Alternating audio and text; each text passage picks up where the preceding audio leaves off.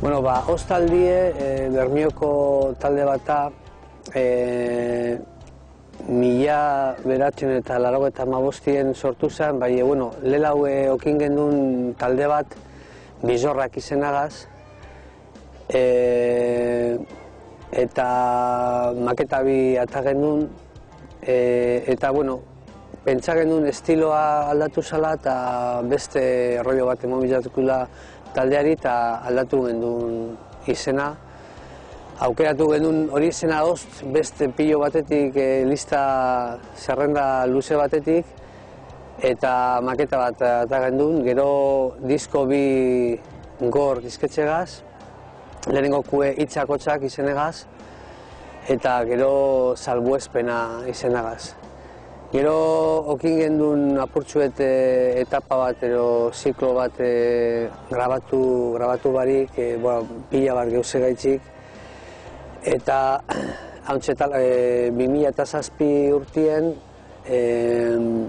atala gendun Ostinato, ja bagabiga disketxegaz. Eta aurton 2008 ata du geure laugarren lana, Inorena ez den lurrean.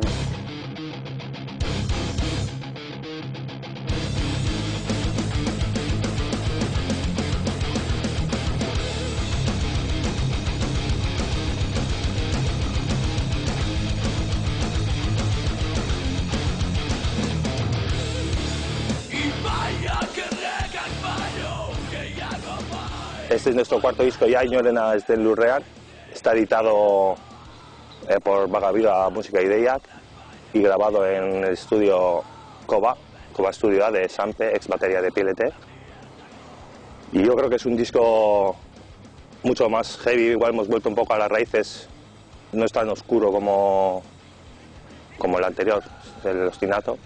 En este disco yo creo que ha habido menos influencias, por así decirlo, que en el anterior, porque en el anterior sonábamos más a lo que se oía en aquella época. Era más nu metalero, muy así, y ahora yo creo que es más fresco, más clásico, hay más punteos, cosa que, es una apuesta mía personal, un tema tipo cruzada anti-no punteos, porque yo estaba harto de oír grupetes nu metaleros sin solos, y eso ya no lo podía aguantar más.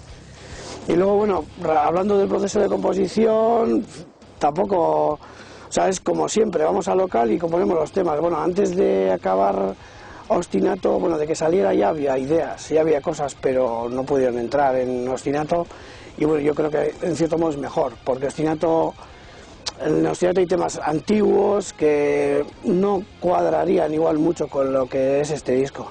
Este disco es otra cosa para mí, estoy mucho más contento, tiene más potencia y aparte más variedad musical, tanto melódicamente en las voces como lo que es los punteos y el sonido, hasta el sonido de las guitarras, todo, y la batería suena, como ya lo he dicho alguna vez, como una hostia en la cara a un pijo. Gure letrak esatilez erraziño batxutiez ze geusek ikusten dugu zen eta ze entzuten dugu zen geusei erraziño bat.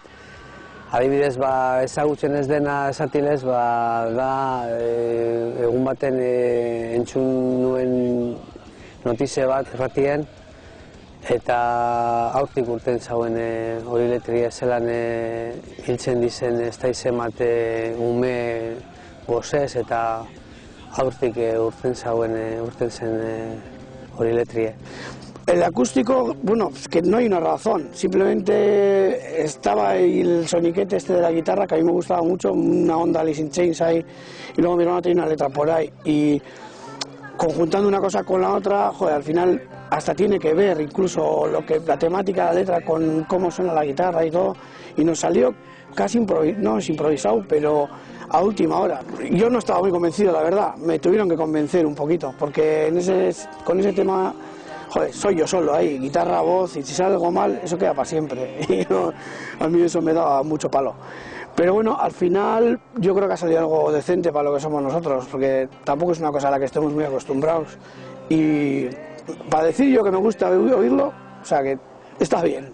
Bestaldetik bai dau apurtxuet aldarrikapena eta kritika soziala, politika eta ez gauzela ados zelan duzen geuzek politikoki, sozialki. Adibidez, lehenengo kue gutxiengo aurri izaten da.